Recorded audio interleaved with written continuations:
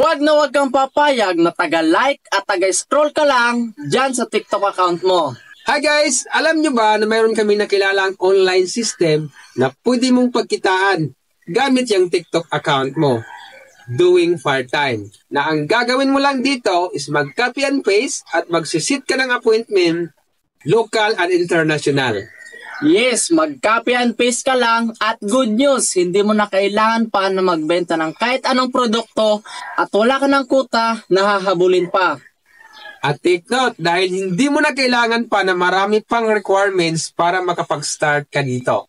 Ang kailangan mo lang, mayroon kang cellphone, stable internet, at make sure lang na dapat 18 years old above ka. At kailangan magkakaroon ka ng tinatawag namin na user ID kasi dyan papasok lahat ng mga commission at income mo sa pag-copy and paste.